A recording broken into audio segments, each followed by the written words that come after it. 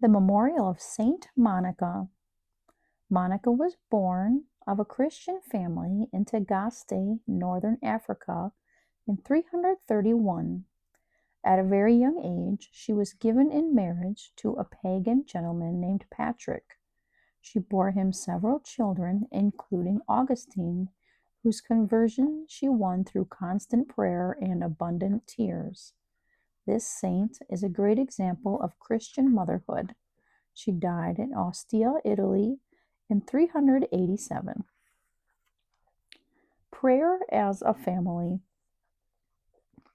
If the prayer of Saint Monica as a mother was so pleasing to God, how much more will that of the entire family praying for the same ends be? Family prayer, St. John Paul II wrote, has its own characteristics. It is done in common, husband and wife together, parents and children united.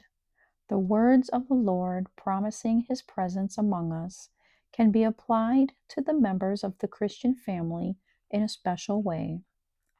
I say to you farther, if two of you shall agree on earth about anything at all for which they ask, it shall be done for them by my Father in heaven.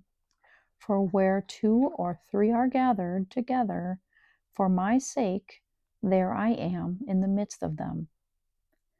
Through common prayer, the members of the family are brought together with greater strength among themselves and with God. The gist of family prayer is family life itself, joys and sorrows, hopes and disappointments, births and birthday celebrations, the wedding anniversary of the parents, departures, separations, homecomings, important and far-reaching decisions, the death of loved ones, etc. These moments mark God's loving intervention in the family's history. They should also be seen as suitable moments for thanksgiving, for petition, for trusting abandonment of the family to the hands of their common Father in heaven.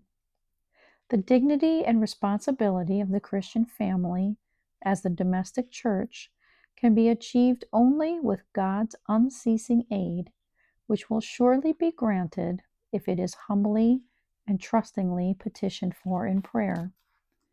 The center of the Christian family should be the Lord.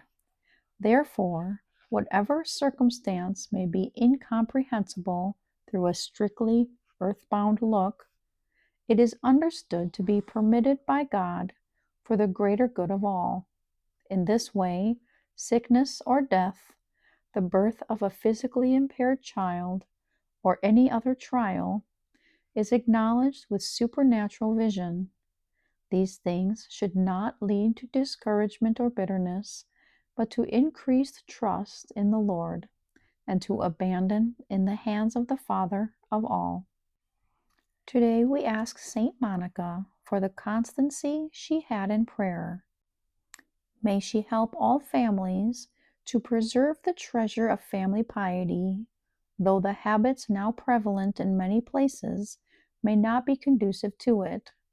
Such a situation should lead us to greater resolve that God be truly the center of every home, beginning with our own. In this way, family life will be a foretaste of heaven.